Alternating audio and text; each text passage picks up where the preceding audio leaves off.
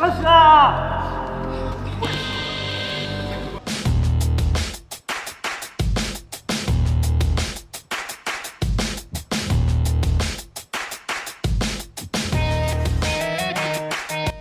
jour-là, la France vient d'organiser son premier championnat officiel de Krav Maga, une branche d'arts martiaux à cheval entre la boxe, la lutte et le judo.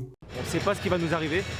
Tout ce qu'on doit faire, c'est se défendre et se rapprocher le plus de la réalité. C'est un petit peu le but du Krav Maga. Je suis très contente d'avoir participé à cette première et je trouve que c'est bien de montrer le côté combat et le côté spontanéité du Krav Maga.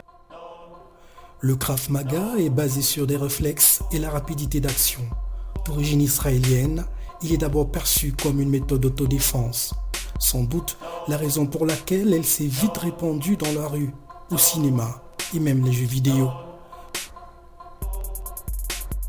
Le Krav Maga, c'est un des sports les plus préconisés au niveau de la self-défense.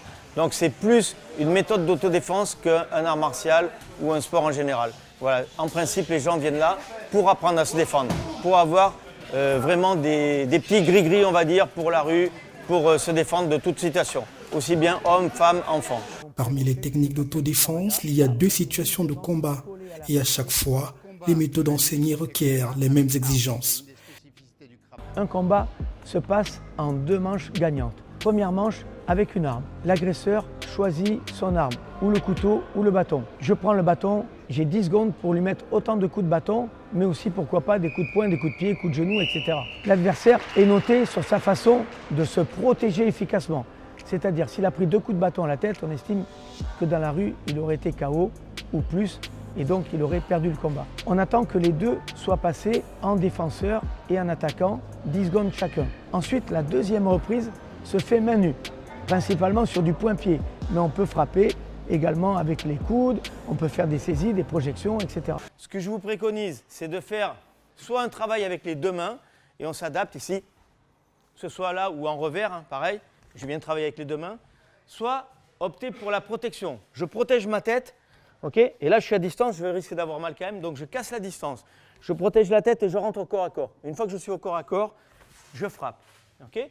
Alors les covers, les couvertures, ça peut être ici, ça peut être là, ça peut être là, ça peut être se protéger du côté de l'attaque et frapper en simultané.